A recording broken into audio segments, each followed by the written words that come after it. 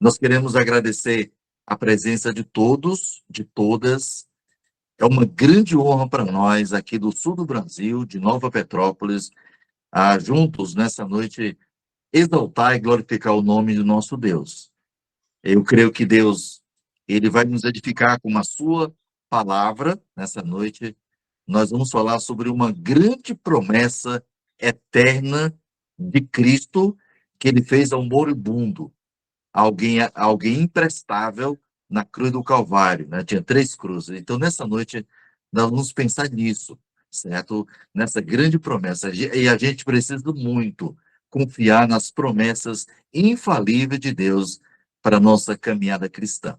Nós vamos orar, certo? Nós vamos falar com Deus agora e depois a gente vai abrir o texto, vamos ter a nossa reflexão. Eu queria que essa reunião se tornasse uma reunião participativa.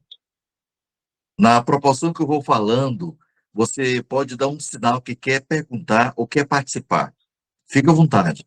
Se você der um sinal, eu vou perceber que eu tenho aqui a maneira de perceber que você quer falar, que você quer participar. Tá certo? Então, a nossa conversa vai ser uma conversa que a gente quer interagir com vocês. Tá bom? Se no final você tem perguntas a respeito da mensagem ou de outro assunto, você fica bem à vontade para tirar suas dúvidas e fazer seus questionamentos. Tudo bem? Combinado? Vamos lá. Hoje eu vou mostrar alguns slides da mensagem do pastor. Então, eu vou compartilhar a tela. Então, em um desses quadradinhos de vocês, eu não sei se ele vai ficar maximizado, vai estar alguns destaques do esboço da mensagem. Então, vai ser bem legal para você visualizar algumas coisas também, né? Então, para bem legal. Pronto, vocês vão ter o privilégio de visualizar a mensagem. Então, a minha esposa está trabalhando nisso, ela está aqui ao meu lado. Ela é uma secretária sem salário, mas tudo bem, né? Ela vai receber do Senhor na eternidade, tá bom? Valdir, pode entrar, mano. Obrigado, Valdir. Boa noite, meu irmão. Bem-vindo, Valdir. Clodir. Valdir, Clodir, o som tá. Você não está aberto o som. Abre o som, por favor. Deixa assim. Hã? Deixa assim. Certo. Então vamos orar, vamos baixar nossas cabeças, vamos falar com Deus, por favor. Pai querido, nessa noite, diante da tua presença, porque sabemos que o Senhor está presente conosco, nós queremos te agradecer, Pai. Queremos agradecer pela promessa da vida eterna. O Senhor prometeu, com base na tua palavra, Pai, que aquele que ouve, aquele que crê nas Escrituras Sagradas, tem a vida eterna. A segurança que nós temos é que a promessa, ela não veio de uma igreja, não veio de um pastor, mas a promessa de morar nos céus foi uma promessa tua. O Senhor disse, em verdade vos digo, que ouve a minha palavra e crê naquele que me enviou, tem a vida eterna. E nessa noite, Pai, nós pedimos ao Senhor que através do Espírito Santo do Senhor, o Senhor venha colocar no nosso coração a tua palavra e somente a tua palavra. O teu compromisso não são com as minhas palavras, o teu compromisso é com a Bíblia, é com as Sagradas Escrituras. Então, Pai querido, nos abençoa. Abençoa cada participante aqui do nosso Meet, da nossa reunião virtual. Colocamos vida por vida, Pai. Família representada nessa noite. Nos abençoa. Nós oramos agradecidos em nome do Senhor Jesus. Amém e amém. Amém. Amém? Amém. Vamos abrir nossas Bíblias.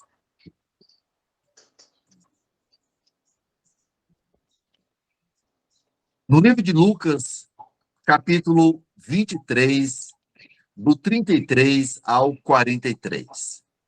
Então, abra sua Bíblia, você pode acompanhar na tela, certo? Lucas 23, do 33 ao 43.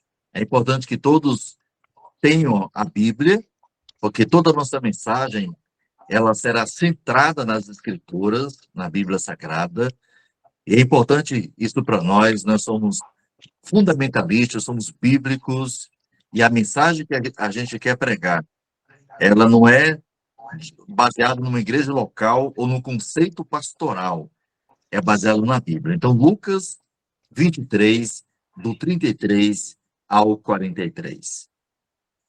O tema é uma grande promessa eterna de Jesus. Diz assim a palavra do Senhor. Quando chegaram ao lugar chamado Calvário, ali o crucificaram, bem como aos malfeitores, um à direita, outro à esquerda. Contudo, Jesus dizia: Pai, perdoa-lhes, porque não sabem o que fazem. Então, repartindo as vestes dele, lançaram sortes. O povo estava ali e a tudo observava. Também as autoridades zombavam e diziam: salvou os outros, a si mesmo se salve, se é de fato o Cristo de Deus, o escolhido. Igualmente, os soldados o escarneciam e, aproximando-se, trouxeram-lhe vinagre, dizendo: se tu és o rei dos judeus, salva-te a ti mesmo. Também sobre ele estava essa epígrafe em letras gregas, romanas e hebraicas: este é o rei dos judeus. Um dos malfeitores crucificados blasfemava contra ele, dizendo: não és tu o Cristo? Salva-te a ti mesmo e a nós também. Respondendo-lhe, porém, o outro repreendeu-o, dizendo: nem ao menos temes a Deus, estando sob igual sentença? Nós, na verdade, com justiça, porque recebemos o castigo que os nossos atos merecem. Mas este nenhum mal fez. E acrescentou: Jesus, lembra-te de mim quando vieres no teu reino. Jesus lhe respondeu: em verdade te digo que hoje estarás comigo num paraíso. Eu gostaria de repetir o versículo 43. Ele será a base do tema da nossa mensagem hoje à noite. E o versículo diz: respondeu-lhe Jesus. Então, quem respondeu? Jesus. Em verdade te digo que hoje estarás comigo no paraíso. Nós temos aqui uma promessa, mas não é uma promessa temporal, uma promessa apenas para a nossa época ou para daqui a 100 anos, mas é uma promessa eterna. Não é a promessa de um político, não é a promessa de um pastor, de uma igreja. Essa é uma promessa de Cristo feita ao moribundo, a um ladrão, a uma pessoa condenada à crucificação, que era a pena de morte romana. No versículo 33, ele fala aqui do local da crucificação. Aqui também era conhecido, nesse texto, como Gólgota, o local onde Jesus foi crucificado. Era conhecido como lugar da caveira. Mas por que tinha esse nome chamado caveira? Porque naquele tempo os criminosos condenados à morte de cruz não tinham direito de um sepultamento digno. Muitos deles eram deixados apodrecendo naquela cruz. Então, a pena de morte romana levava essas pessoas à crucificação. A história diz que a crucificação era a forma de os romanos aplicarem a pena de morte aos condenados. A pessoa morria de câimbras, asfixiada e também de dores terríveis. Era o sofrimento da crucificação. A morte vinha por sufocação, esgotamento e também hemorragia. É interessante nós entendermos nesse texto que Jesus está entre dois ladrões, uma à direita, outro à esquerda. Mas o que me chama a atenção nesse texto é que ambos, tanto o ladrão da direita como da esquerda, eles viram e ouviram tudo o que se passou com Cristo na cruz. Aqueles dois ladrões, eles foram testemunha oculares dos fatos. Ambos estavam morrendo e sofrendo dores intensas, porque era a crucificação, dores terríveis. Alguém disse certa vez, que a crucificação é como se a pessoa morresse 1000 vezes, de tão dolorosa era a morte pela crucificação. Eram pecadores ímpios, e esses dois ladrões, eles necessitavam de perdão. E a Bíblia diz que os dois tiveram a mesma chance de arrependimento e de receber a promessa da vida eterna. Um deles morreu em seus pecados, de coração endurecido, de coração incrédulo, né? Blasfemou contra Cristo, ele não quis o perdão de Cristo. Mas diz a Bíblia que o outro arrependeu-se, creu e clamou a Jesus por misericórdia e recebeu a promessa da vida eterna. Jesus disse para ele: hoje mesmo tu estarás comigo no paraíso. Ele recebeu perdão, ele recebeu a promessa da vida eterna. Um recebeu, o outro não. Essas três cruzes, elas nos ensinam algo importante. Jesus, a cruz do meio, estava morrendo pelos meus e pelos seus pecados, pelos pecados da humanidade. O ladrão da direita estava morrendo para os pecados, porque não iria mais pecar, iria para o céu. Mas o ladrão da esquerda estava morrendo em pecado, com o coração duro, coração pedrado. Ele não quis o perdão de Cristo. Esses dois ladrões, eles representam dois grupos: os que são e os que não são, os arrependidos e os não arrependidos. Mas também representa as pessoas religiosas, que não são convertidas, que não nasceram de novo. Então, representa dois grupos. Mas o que me chama a atenção é que o ladrão arrependido recebeu a promessa da vida eterna. Mas por que ele recebeu essa promessa? Porque ele deu 5 passos importantes. A gente fica imaginando assim: pastor, quando chegar a minha última hora, o meu último fôlego, eu vou tomar uma decisão para Cristo. Eu vou viver a minha vida, eu não preciso de igreja, eu não preciso de comunidade cristã. Quando chegar no meu último fôlego, eu tomo uma decisão. Olha, o ladrão na cruz também tomou uma decisão na última hora. É verdade. Ele tomou a maior decisão da vida dele. Mas esse ladrão arrependido, ele deu 5 passos. Eu quero compartilhar com você nessa noite esses 5 passos que o ladrão arrependido deu para receber a promessa da vida eterna. O primeiro passo que ele deu, nós encontramos no versículo 40. Eu gostaria que vocês observassem comigo o versículo 40. Qual o primeiro passo que ele deu? Olha o versículo 40. Ele disse: nem ao menos temes a Deus, estamos sob igual sentença. Então, o primeiro passo que o ladrão arrependido deu é que ele se preocupou com a atitude ímpia do seu companheiro. O seu companheiro blasfemou, atitude ímpia, um homem incrédulo, de coração duro, e o ladrão arrependido, ele repreendeu, ele ficou preocupado com a atitude ímpia do seu colega.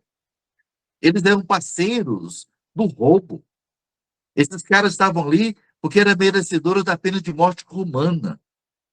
Mas, nesse momento, começa a ter uma separação para sempre entre esses dois ladrões. Eu fico pensando aqui, quantas vezes esses dois ladrões repartiram o roubo, né? Um é teu, um é meu. Quantas vezes? Mas, a partir desse momento, a separação fica evidente entre os dois ladrões.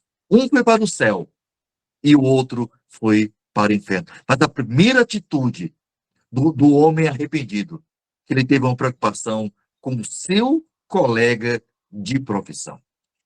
A segunda atitude que ele teve, o segundo passo que ele deu para receber a promessa de Cristo, encontra-se no versículo 41. Observa comigo, por favor, o verso 41. Diz assim, ele diz, nós, na verdade, com justiça, porque recebemos o castigo que os nossos atos merecem. Então, o segundo passo que ele deu foi o pleno, olha aí, o pleno reconhecimento do seu próprio pecado. Ele usou aqui a primeira pessoa do plural, nós. Ele disse, nós pisamos na bola, nós vacilamos, nós pecamos, nós roubamos, fizemos o que era errado. É como se alguém... A gente só vai ao médico quando a gente tem alguma doença, né? A gente tem algum problema físico, a gente vai procurar um médico. A gente jamais procura um médico estando bem de saúde. A gente não faz isso. Por que procurar um médico se eu estou bem de saúde? Então, a gente só procura um médico, um especialista em medicina, quando a gente tem algum problema de saúde. A gente reconhece uma deficiência física nossa. Esse homem fez isso. Ele diz, nós, na verdade, com justiça, porque recebemos o castigo que os nossos atos merecem. A gente só vai encontrar salvação em Cristo. Só vai ganhar a promessa que ele ganhou da vida eterna, se a gente reconhecer os nossos pecados. Hoje em dia, as pessoas acham que não são pecadoras. Ah, pastor, eu sou uma pessoa muito boa. Eu nunca matei, eu nunca roubei. Eu só cometo 2 pecados por dia, pastor. Eu só peco 2 vezes durante o dia, pastor. Ok. Então, multiplica... Eu tenho 57 anos, completei agora o dia 3 de março. Multiplica 2 pecados por dia, por 7, por 57 anos.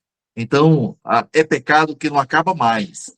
Então, diz a Bíblia que todos nós somos pecadores.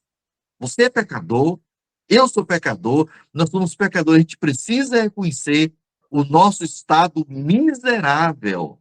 Qual é o nosso estado? De pecador. E a Bíblia diz que o salário do meu pecado é a morte.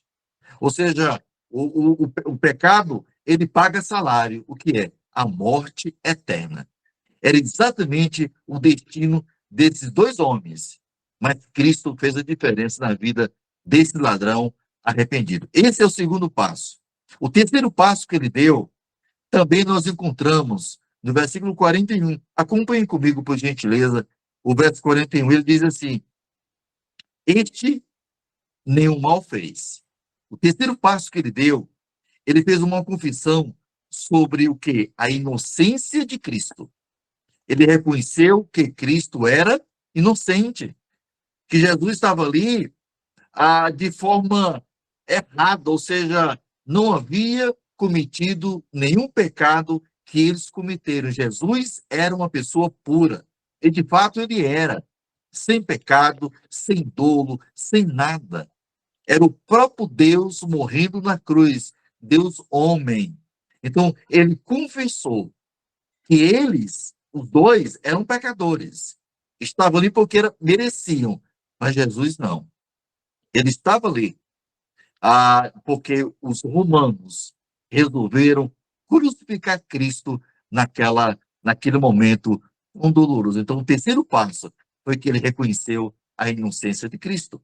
O quarto passo é que ele mostrou no versículo 42, acompanhe comigo, por gentileza, ele fez uma demonstração de fé no poder e vontade de Cristo para salvá-lo.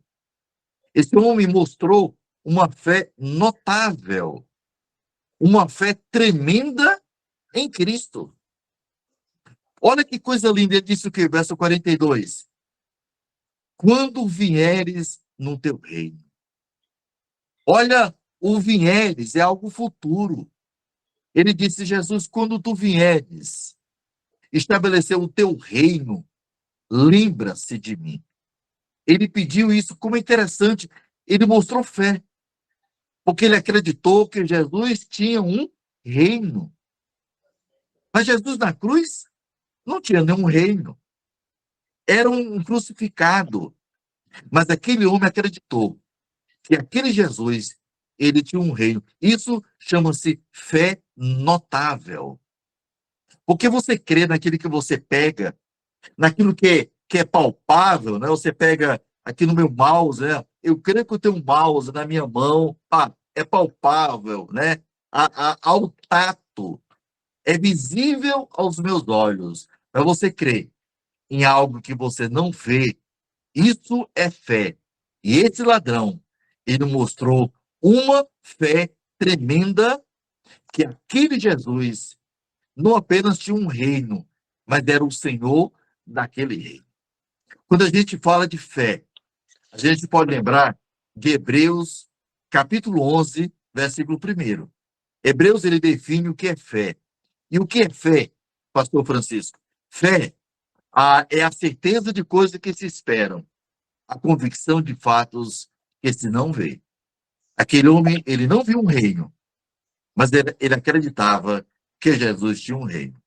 Diz a Bíblia em Hebreus, capítulo 11, versículo 6, ele diz, de fato, sem fé é impossível agradar a Deus. Porquanto, é necessário que aquele que se aproxima de Deus creia que ele existe e que se torna galardoador dos que o buscam. Então, isso é fé.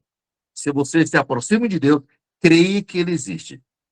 Creia na sua existência. E esse ladrão, ele mostrou uma fé notável na pessoa de Cristo. Ele se voltou a alguém que sofria e reconheceu-o como Senhor ao declarar que ele possuía um reino. Então, quem declara Jesus como Senhor está convidando esse Jesus a ser dono do seu coração. Esse ladrão disse: olha, quando tu vieres, eu creio nesse reino. Lembre-te de mim. Eu quero que você seja o Senhor do meu coração.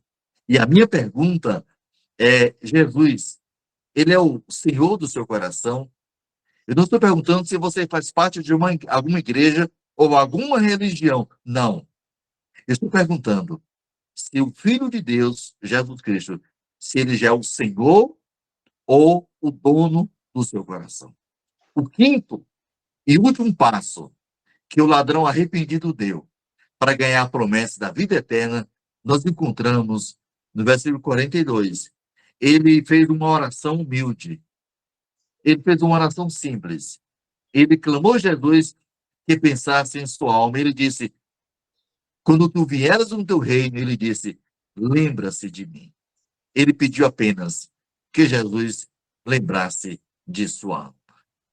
Essa promessa que Cristo fez ao ladrão moribundo, eu quero tirar algumas verdades para nós, fazer algumas aplicações para nós nessa noite juntos, na nossa reunião virtual. A primeira verdade que eu aprendo dessa grande promessa de Cristo: hoje tu estarás comigo no paraíso. O que eu aprendo? Primeiro, é que qualquer pessoa pode ser salva. Qualquer pessoa. A salvação, ela não depende da sua condição social ou intelectual. Não depende se você é uma pessoa de um QI avançado, se você é uma pessoa intelectual, se socialmente você é uma pessoa, né, bem reconhecida. Não importa a sua condição social ou intelectual. Para Deus não importa. Esse não é o passaporte para nós entrarmos nos céus. Não importa. Não importa de qualquer situação moral. Se uma pessoa é uma pessoa bem moralmente ou é uma pessoa pervertida. Se é uma pessoa como Zaqueu, que era conhecido como desonesto. Diz a Bíblia que Jesus o salvou. Zaqueu era um ladrão. Era um judeu a serviço dos romanos. Cobrava impostos além do que era o necessário, o que era obrigatório. Diz a Bíblia, na casa de Zaqueu, ele disse: hoje houve salvação nesta casa, porque esse também é filho de Abraão. Lucas capítulo 19. Então, Zaqueu era um homem desonesto e foi salvo. Diz a Bíblia, a prostituta que foi pega em adultério, diz na Bíblia que ela foi salva por Cristo. Ela ganhou a salvação, apesar de ser uma pessoa prostituta, sem valor. Jesus só vai e não peques mais. Então é importante entender isso. Então, independe do meu estado. Eu preciso dar os passos que o ladrão arrependido deu. A segunda verdade da promessa eterna de Cristo que eu aprendo aqui é que aqui a salvação ela não depende dos nossos méritos, das nossas obras. Deus nos salva não é porque eu sou bonzinho, não é porque você é boazinha, né? Como diz aqui no Sul, você é uma pessoa bacana, uma pessoa boa. Não, não. Essa doutrina permeia as seitas e permeia a muitas igrejas. Você precisa ser uma pessoa boa, você precisa ser uma pessoa bacana, uma pessoa honesta, pagar seus impostos, ajudar as pessoas, assim você vai ganhar a vida eterna. Não é assim que Deus diz. Essa ótica não é a ótica de Deus. Se tinha alguém que não merecia a salvação, o paraíso, esse alguém era o ladrão. Porque era um cara imprestável. Era um cara que não tinha nenhum valor mais. Era por isso que estava na cruz. Então, a nossa salvação, ela não depende se você é uma pessoa boa ou ruim. Não, não. Jamais. Eu quero que você entenda isso, né? O homem não é salvo pelo seu valor pessoal ou virtude. A Bíblia diz, no livro de Efésios, no capítulo 2, os versos 8 e 9, diz assim a palavra do Senhor. Preste bem atenção nesse texto. Efésios, no capítulo 2, os versos 8 e 9, diz assim a Bíblia: porque pela graça sois salvos. Olha aí, porque pela graça sois salvos, é de graça. Você não paga, você não compra a salvação, é de graça. Porque pela graça sois salvos, mediante a fé. Deus lhe salva mediante a sua fé. E diz a Bíblia que isso não vem de vós, é um dom de Deus. E o versículo 9 diz, não de obras, para que ninguém se glorie. Você não é salvo pelos seus méritos pessoais. Você é salvo pela graça. E Deus usa a sua fé como instrumento para salvá-lo. E diz a Bíblia que não são as minhas obras que me levarão para o céu. Nenhum mérito possuía Maria Madalena, nem o malfeitor na cruz. Nenhum mérito. Diz a Bíblia que eles foram salvos pela misericórdia, pela graça de Deus. A Bíblia diz que não pelas obras de justiça que houvéssemos feito, mas segundo a sua misericórdia, ele nos salvou pela lavagem da regeneração e da renovação da terceira pessoa da Trindade, o Espírito Santo de Deus. Outra coisa importante que a salvação de Deus para o homem, ela tem duas condições. Se eu não sou salvo pelas obras, se eu não sou salvo pelos meus méritos, então, pastor, eu sou salvo por quê? Você precisa ter duas atitudes. Primeira atitude, arrependimento. O ladrão na cruz se arrependeu. Diz a Bíblia que arrependei-vos e crede no Evangelho. Marcos 1:15 fala sobre isso. Então, você precisa se arrepender dos seus pecados. Você precisa reconhecer que você é um pecador, uma pecadora. Sem essa atitude, jamais você verá a face de Deus um dia. Você jamais pisará na eternidade junto com Deus se você não se arrepender dos seus pecados. Eu não posso me justificar, porque eu pequei, foi por causa disso, não. O ladrão arrependido, ele encontrou a promessa da vida eterna. A segunda coisa que eu preciso fazer para ir para o céu é depositar a minha fé em Cristo Jesus. O ladrão da cruz, ele teve fé, uma fé notável. Eu preciso me arrepender, eu preciso depositar a minha confiança na pessoa de Cristo Jesus. A terceira lição que eu aprendo dessa promessa eterna de Cristo é que não há lugar intermediário de purificação de pecados. Você já ouviu aquela expressão, né? Purgatório. Você morre, você vai para um lugar onde os seus pecados são purgados. Você aqui vivo, você faz rezas, você acende um monte de velas, e a pessoa que está no purgatório vai sair do purgatório pela sua penitência, pelo seu sacrifício. Isso não é verdade. A Bíblia não ensina isso. Isso não tem fundamento teológico, não tem ensinamento bíblico. Se houvesse tal lugar, o purgatório, o malfeitor na cruz não teria ido diretamente e no mesmo dia para o paraíso. Quando Jesus diz, hoje estará subindo no paraíso, quando a Bíblia diz hoje, não está dizendo que em algum dia aquele ladrão estaria no paraíso. Não, não. É naquele mesmo dia, aquele ladrão arrependido estaria no paraíso com Deus. Olha que coisa bacana, olha que promessa maravilhosa para as pessoas que se arrependem, para as pessoas que têm fé em Cristo. É a vida eterna. Se houvesse purgatório, o sacrifício de Jesus pelos nossos pecados teria sido insuficiente. Era só você rezar, fazer penitência e a pessoa sairia do purgatório.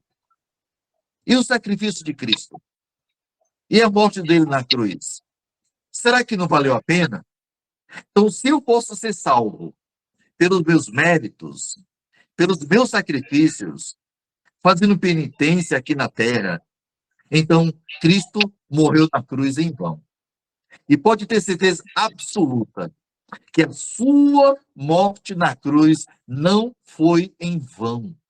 Ele morreu, porque nem outra maneira. Não existe uma outra maneira, outro jeito de você ver a Deus um dia.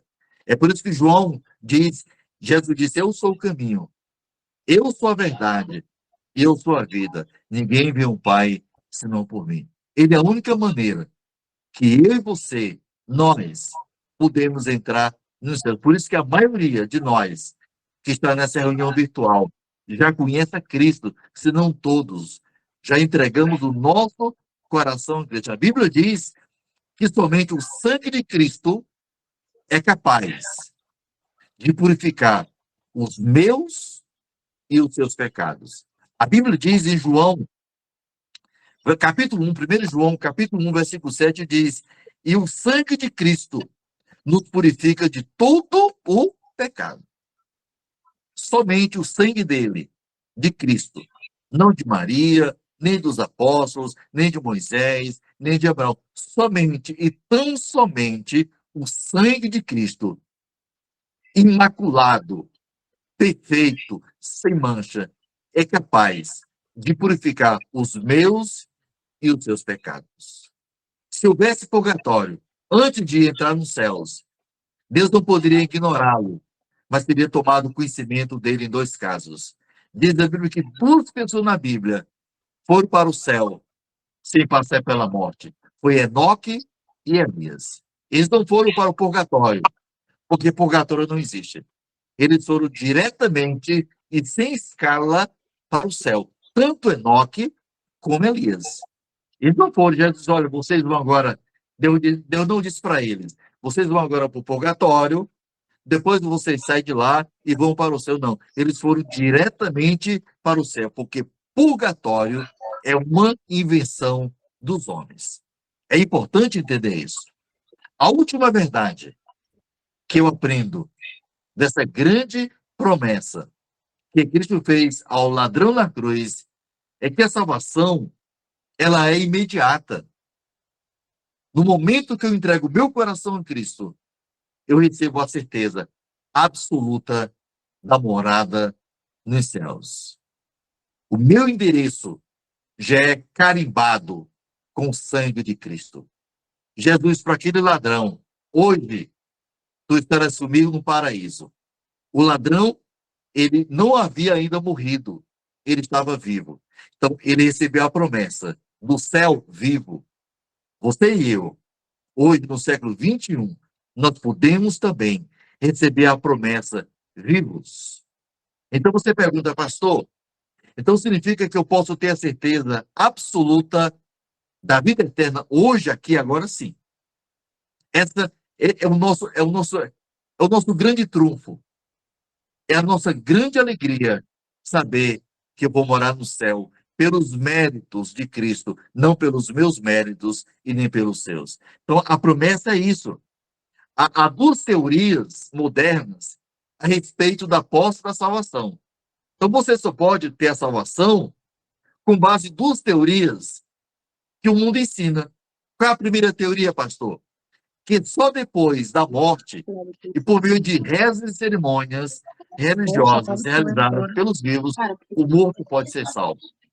Que só depois de muitas idas a outros mundos, ou seja, a reencarnação, né? Você vai e volta várias vezes, reencarna várias vezes, até chegar a um estado de perfeição.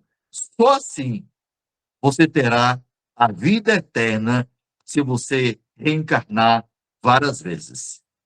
Se a salvação ela não fosse imediata, Jesus não teria dito ao malfeitor na cruz: hoje tu estarás comigo no paraíso. Aquele homem precisava ir para o céu e voltar, e reencarnar várias vezes para ter a promessa da vida eterna. Não, não. Isso não existe para Jesus. Aquele homem recebeu a promessa naquele dia, sem precisar reencarnar. Naquele dia, ele morreria e estaria com Deus para todo o sempre. Essa certeza absoluta da vida eterna. Essa certeza é baseada na Bíblia. Porque a Bíblia diz em João 5,24, diz assim: na verdade vos digo, quem ouve a minha palavra, olha, quem ouve a Bíblia, que ouve a minha palavra e crê naquele que me enviou, tem a vida eterna. Não entrará em juízo, mas passou da morte para a vida. No momento que você ouve a palavra, você crê na palavra, mente e coração, você acredita na palavra de Deus, você tem três coisas: você tem a vida eterna, você não será mais condenado e você passou da morte para a vida.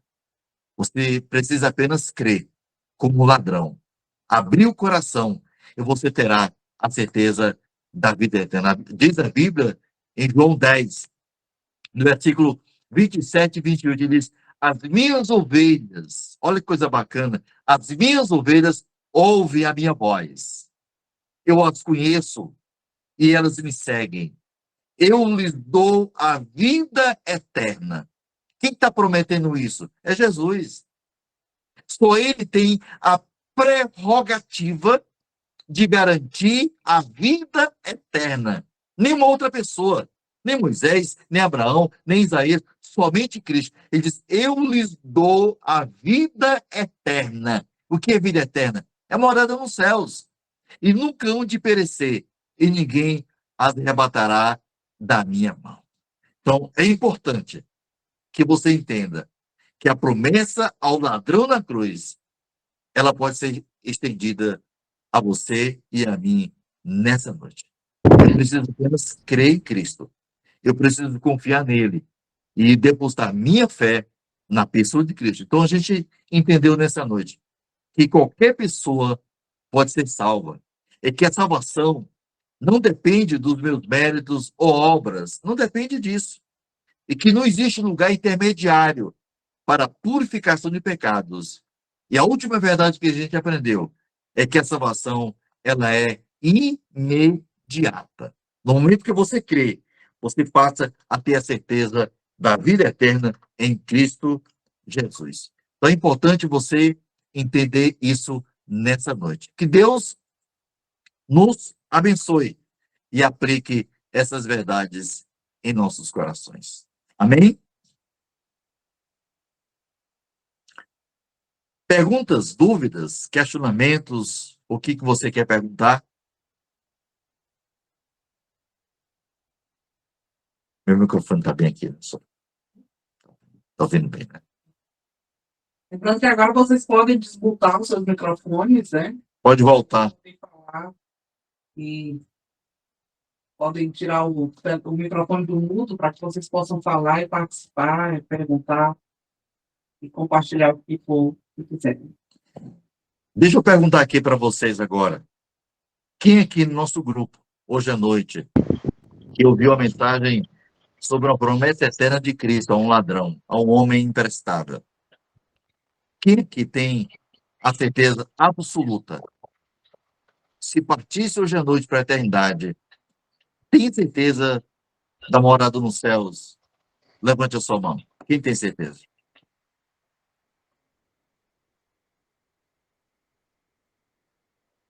Amém. Aqueles que ainda não têm certeza da vida eterna, você pode ter hoje essa certeza. Porque a Bíblia promete, porque aquele que crê em Cristo, aquele que abriu o coração para Cristo, ele pode, com base na promessa de Cristo, ter a vida eterna. E essa certeza não é baseada em nós, é baseada na promessa dele. Tá bom? Alguém gostaria de fazer alguma pergunta, de fazer alguma participação? Pastor, Certo. e a Bíblia fala em Romanos que nenhuma condenação há para aqueles que estão em Cristo Jesus. É maravilhoso estar em Cristo. Se há alguém em nosso grupo que ainda não tem essa bênção de estar no Senhor, não deixe passar essa oportunidade esta noite. Abra o seu coração, a sua mente, o seu entendimento. Amém. Receba o Senhor Jesus como seu único e suficiente Salvador. Essa é a grande verdade, irmão Luciano. Porque muitas pessoas de 2020 a 2022 não esperavam que o Covid levasse essas pessoas. Talvez tinham planos, tantos planos, mas muitos partiram sem conhecer a Cristo. E o que o irmão Luciano disse é exatamente Romanos 8:1. Agora, pois, já nenhuma condenação há para aqueles que estão na igreja, não. Para aqueles que são pastores, não. Para aqueles que são religiosos, não. Para aqueles que estão em quê? Em Cristo Jesus. Por isso que é Ele que é a base.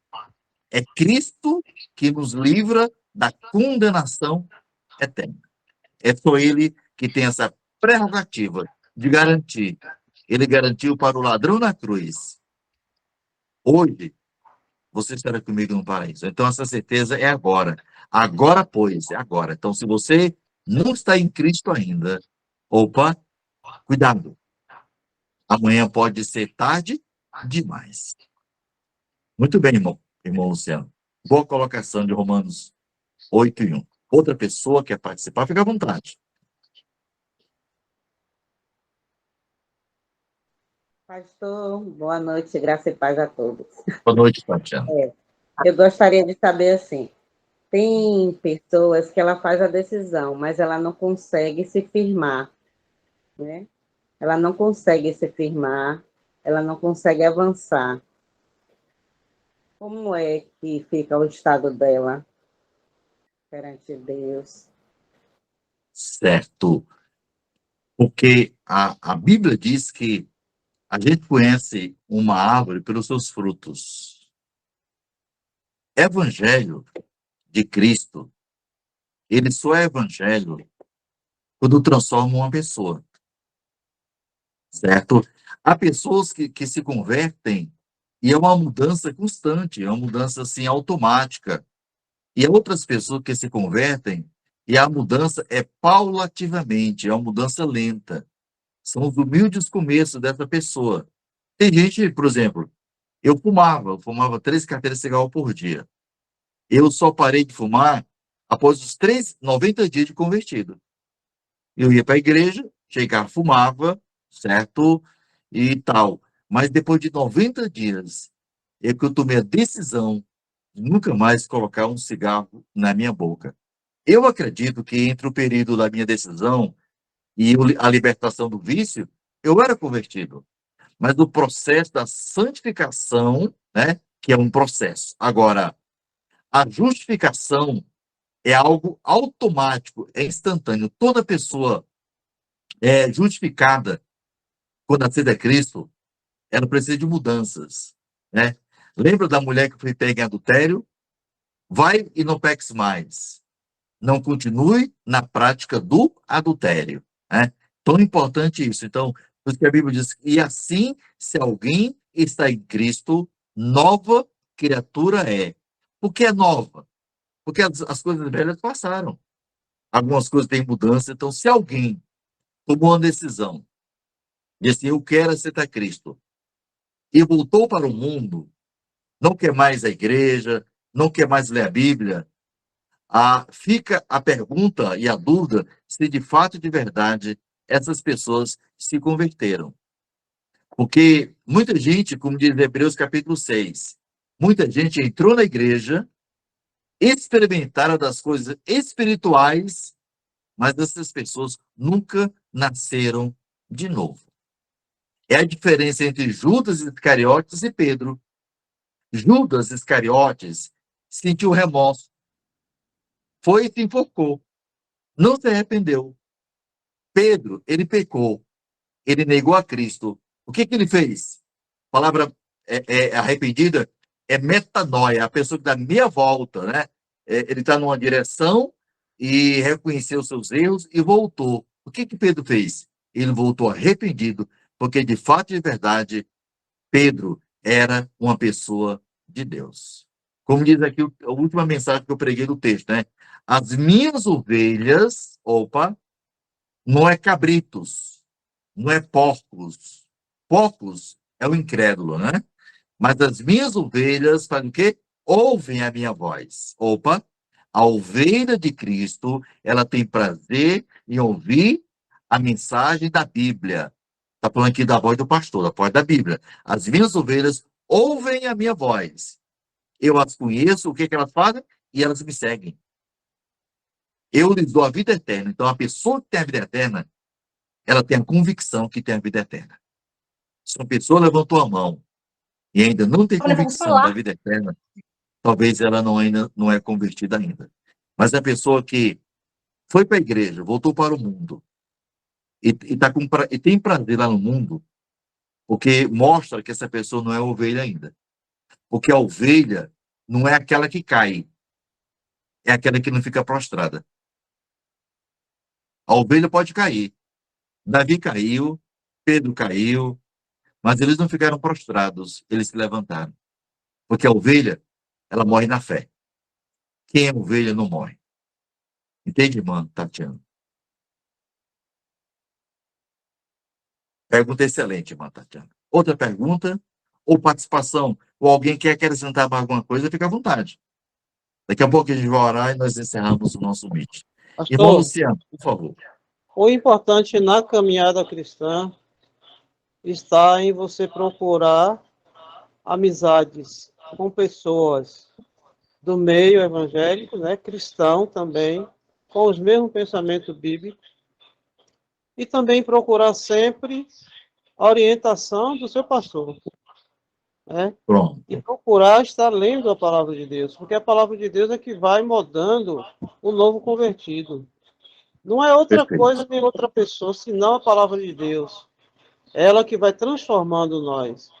A partir do momento que nós vamos lendo e compreendendo o que Deus fala no nosso coração, há mudança. A gente deixa de ser o que era e passa a ser uma nova criatura em Cristo Jesus. Perfeito. Por isso que, quando eu tomei uma decisão para Cristo, em 1985, a primeira coisa que eu fiz? Eu deixei as amizades que me levavam ao pecado. A cerveja, romantira com coca, vodka, para os prostíbulos. Eu disse, essas amizades, elas não servem para mim. Muitas daquelas pessoas estão mortas hoje, de overdose, cocaína, crack. Eram os meus amigos. E eu disse, eles não servem mais para mim. E o que eu fiz? Eu mudei de amizade. Eu tinha uma nova família, a família da igreja, a família cristã, sabe? Então foi muito importante isso, porque eu comecei a entender que os meus valores eram outros, o ambiente era outro, E eu digo para vocês que foi a melhor decisão e a maior decisão da minha vida. A gente pode comparar Moisés e o jovem rico. O jovem rico era religioso. Era um cara extremamente religioso. Conhecia todos os mandamentos. Mas Jesus disse para ele, ó, uma coisa ainda te falta. Ele amou os brinquedos e desprezou Cristo. Moisés desprezou os brinquedos e amou a Cristo. Um está no céu e o outro está no inferno. Então a gente precisa, como o Luciano falou, a gente precisa radicalmente se separar de ambiente de pessoas que não têm a mesma fé e o mesmo credo que nós temos. Por isso que a igreja é importante, queridos. E a igreja tem compromisso com a leitura da Bíblia. É muito importante. É o conselho que eu dou para vocês, como o irmão Luciano falou. Palavra de Deus. A fé vem pelo ouvir.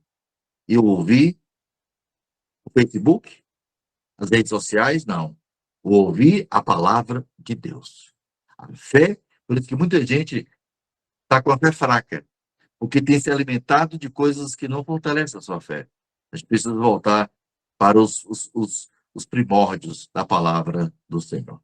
Amém? Eu coloquei uma pergunta aí, pastor. Todos são filhos de Deus? Não. Todo ser humano é criatura. Por que criatura? Porque todos foram criados por Deus. Esse pensamento de que todos são filhos, eu nasci assim. Meus pais me ensinaram assim. Eu fiz a primeira comunhão, eu me crismei. Essa foi a tese. A Bíblia mudou esse pensamento que a Igreja Romana me ensinou. O que a Bíblia ensinou? Com base em João, olha bem, falando de Bíblia, né? Em João, capítulo 1, versículo 12, né? O que a Bíblia diz?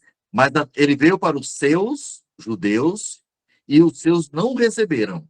Mas a todos, quantos o receberam, Deus lhe deu poder de serem feitos filhos de Deus. Então, além de nós sermos criaturas, nós que aceitamos a Cristo, nós somos agora filhos por adoção. Nós somos adotados por Deus através de Cristo. Então, uma pessoa, ele só passa a ser filho ou filha de Deus quando ele abre o coração e deixa Jesus entrar. Isso não é uma religião. Isso não é uma igreja. Eu estou falando de Cristo. Por isso eu preciso nascer de novo se eu quero ver o reino de Deus. Então, as pessoas acham, pastor, eu sou filho. Não, é criatura. Só passa a ser filho através de Cristo. Outra pergunta? Dúvida? Alguém quer acrescentar mais alguma coisa? Eu quero perguntar mais. Essas perguntas que eu faço são as perguntas que muitas pessoas me fazem, né? Certo. Então, através da minha fala, pessoas que não têm, às vezes, coragem de perguntar, pode estar... vai ouvir, né? Porque vai ficar gravado e a gente vai repassar. E vai tirar suas dúvidas também, né? Certo. Acerca da idolatria, né? Hoje, na mídia, eles falam muito sobre adorar. Eu adoro tal comida, eu adoro tal pessoa. Eu gostaria que você falasse um pouco sobre isso. Porque tudo que eu coloco na minha vida, primeiro do que Cristo, é idolatria. Idolatria, a gente imagina que é apenas as imagens, né? De fundição, a imagem de onde eu me curvo diante do imagem. Não. É muito mais do que isso. Se Jesus Cristo não é o primeiro lugar na minha vida, então eu estou idolatrando outras coisas. O meu carro pode ser o meu ídolo. O jogador de futebol, a minha própria família pode ser meu ídolo. E isso é pecado. Então, tudo que vem em primeiro lugar na minha vida, a não ser Cristo, isso é idolatria. Eu estou idolatrando, eu estou deixando... é como se o meu peito aqui tivesse uma cadeira. Você aqui tem uma poltrona. Antes da conversão, tinha o meu eu aqui, sentado nessa cadeira. Eu, Cosmo, né? Pastor Cosmo, eu. No momento que eu entrego minha vida a Cristo, eu tiro eu e coloco Cristo à cruz. Então, Cristo precisa ser o primeiro lugar na minha vida. Quando a gente fala de ídolos, né, de imagens, né, Isaías 44, ele compara o ídolo, né, essa expressão de ídolo miserável é uma expressão da própria Bíblia católica apostólica. Romano, tá lá. Se você pegar a Bíblia católica, Ave Maria, eu tenho aqui na minha estante, no meu gabinete, a expressão Isaías 44 é assim: ídolo miserável. É como se eu pego esse jarro aqui, certo? Eu pego esse jarro aqui, né, tal. E desse jarro, a metade dele, eu faço um ídolo. E a outra metade, eu coloco uma flor para, né, ficar durante o sol, na chuva, tal. Que poder tem essa metade que eu fiz um ídolo da minha vida? Por isso que a Bíblia chama no Salmo 115 que os ídolos, eles não falam, eles não escutam e eles não andam. Para eles andarem, as pessoas precisam carregá-los. Por isso que idolatria é isso. Então, eu não posso jamais me curvar diante de um ídolo, diante de uma imagem, porque é pecado. Para nós que somos crentes, a gente precisa lembrar que o nosso ponto de partida como cristão não é a igreja. A igreja é uma consequência. O meu ponto de partida com Deus é lá no meu quarto de guerra, no meu lugar de oração. É ali que é meu ponto de partida. É ali que é a minha relação com Deus, antes da esposa, antes da família. Por isso que esse momento de intimidade com Deus é o momento onde eu estou com Deus ali, confessando os meus pecados e pedindo a Ele a direção para a minha vida. É por isso que é importante você entender isso. Tem gente que gasta muito mais tempo com carro, com futebol. Tem gente que pouco lê a Bíblia, mas tem tempo para futebol, tem tempo para assistir 2, 3 horas de filme no Netflix, né? Em outras plataformas, redes sociais e tudo. Isso é pecado. Quando a Bíblia diz que 10% é de Deus, a gente pensa só em dinheiro. 10% de R$ 100, R$ 10 é de Deus. Não, não, não. 10% é de tudo. É do meu tempo, entende? Então, se tem um tempo, se são 24 horas por dia, 2 horas e 40 minutos pertence a Deus. Gaste tempo com louvor, gaste tempo com a leitura da Bíblia, reserve esse tempo para Deus, não deixe nada substituir esse tempo. Queridos, nós precisamos mais do que nunca ter o nosso encontro a sós com Deus todos os dias. Não troque isso. Então, eu creio que isso é importante. Certo, irmã Tatiana? Outra pergunta. Eu passei por uma situação, me desesperei, né? E tirei minha própria vida. Aí meus familiares acharam por fim fazer orações, rezas, acender velas, Certo. para que eu tivesse bom êxito, chegasse Deus me receber no céu. Isso é possível? Não entendi. Pergunta.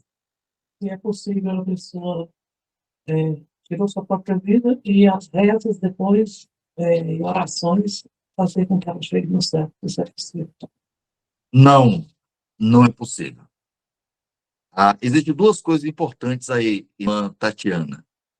Eu não sei, eu vou só entender um pouco mais. Talvez seja um assunto para a gente trabalhar depois, a questão do suicídio, né? Só abrindo um parênteses aqui. É possível uma pessoa crente que se suicidou, tirou a sua própria vida para o céu? É um assunto importante para a gente trabalhar e ver isso depois, certo? Mas eu creio que é possível, mas é um assunto posteriormente. Mas uma pessoa que morreu, uma pessoa que tirou a própria vida, certo? Se ela partiu sem Cristo, é impossível ela sair de lá, certo? É impossível. Por que que é Não, eu impossível? falo Porque a própria Bíblia, viu, pastor porque a Francisco? própria Bíblia... Eu falo de pessoas que não são cristãs, né? Eu conheço Tá bom, várias famílias que certo. têm passado por esse problema. e está Certo. consecutivo. Já levou o filho, já levou o avô, e vai assim, entendeu? Da mesma família. E aí eles falam isso, que, que ele vai estar no céu, que ele vai estar no céu. A gente explica, mas eles sempre falam isso, que a pessoa vai chegar ao céu sim, que Deus é bom, Por que isso, Deus vai por isso, perdoar. por isso que, Tatiana, é importante a gente ter a visão de Deus. Quem é dono do céu é Deus. Ele diz na sua palavra como deve proceder. Se a Bíblia diz que é impossível alguém morrer sem Cristo e ir para o céu, não ir para o céu, é impossível. Quer ver um exemplo disso? Olha como é interessante. A Bíblia diz, em qualquer Bíblia você encontra esse texto. Lucas capítulo 16, do 19 ao 32. O que diz o texto? A morte de duas pessoas. A morte do rico e a morte do Lázaro. Lázaro foi para o seio de Abraão não porque era pobre, mas porque era uma pessoa crente. Amava a Deus, andava nas passadas de Abraão, era um homem que temia a Deus. O rico, ele foi para o inferno, ficou em tormento, não porque era rico, não, mas porque era incrédulo, vivia uma vida mundana. E morreram os dois. Um foi para o inferno, estava em chamas, e o outro foi para o céu. O que ele pediu? Que voltasse alguém dentre os mortos para avisar seus 5 irmãos. O que Abraão disse? Não, não pode voltar mais, não. Reencarnação, voltar, é impossível voltar. Por mais que as pessoas fizessem rezas, cerimônias, para ele sair dali nem podia, jamais. Ele mesmo pediu que Lázaro, com a ponta do dedo, refrescasse a sua língua. Eu peço que Lázaro, porque... Não, não. Se nenhum um podia se aproximar do outro, quanto mais voltar. Então, é impossível alguém celebrar 100 milhões de missas, acender uma montanha de velas. É impossível remover alguém do seu destino eterno. É impossível. Quem está dizendo isso? É Deus. A história do rico no inferno é uma história contada por Cristo. Foi ele que contou. E o único texto da Bíblia que registra isso é Lucas 16. Não tem mais. É o único texto que mostra o incrédulo em agonia no inferno. Não tem como voltar mais. Por mais que a pessoa faça aqui, é impossível. Marina Santiago levantou a mão, acho que ela quer fazer pergunta. Maria Santiago. Marina Santiago, fica à vontade. Alô? Alô? Seu telefone está no mudo, dona Marina. Dona Marina, Tem que tirar o telefone do mudo ali para poder a gente lhe ouvir. respondi a pergunta, Tatiana. Pode ficar à vontade. Fica à vontade, tá bom? Sim, respondeu sim.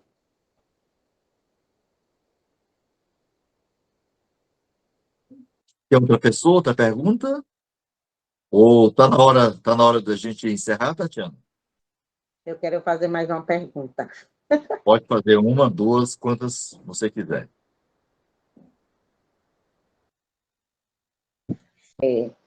Muitos dizem também assim, o inferno não existe. O inferno é aqui.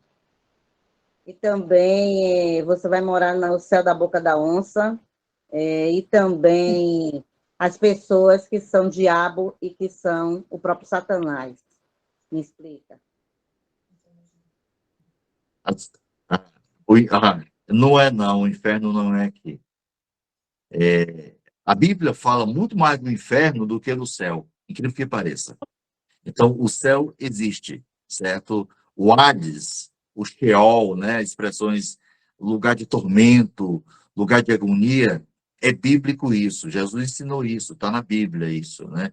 Então, diz a Bíblia em Apocalipse que após o trono branco, que é o julgamento de todos os ímpios, de todas as épocas, diz a Bíblia que as pessoas serão ressuscitadas e serão lançadas no lago de fogo, onde o fogo não se apaga e o verme não morre.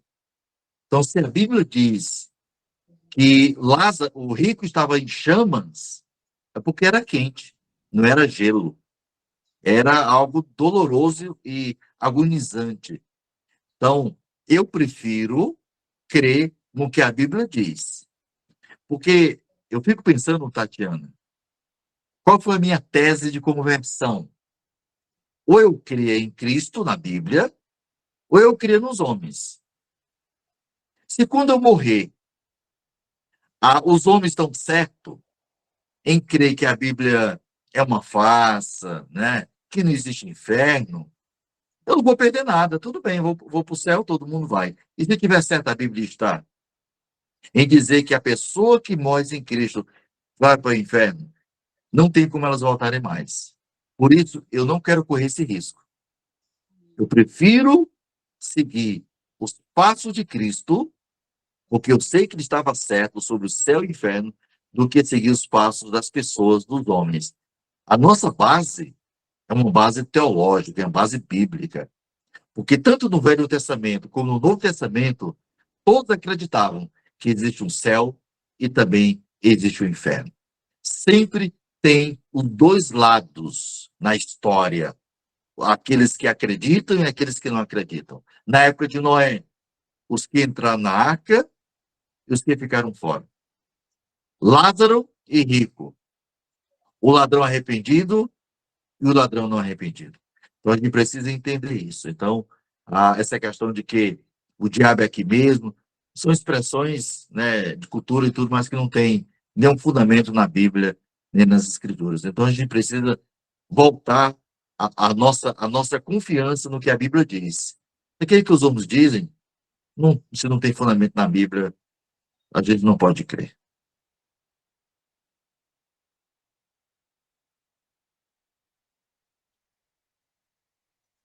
Tudo bem? Ok. Tudo bem, Se ótimo. não tem mais perguntas... Opa, alguém queria falar?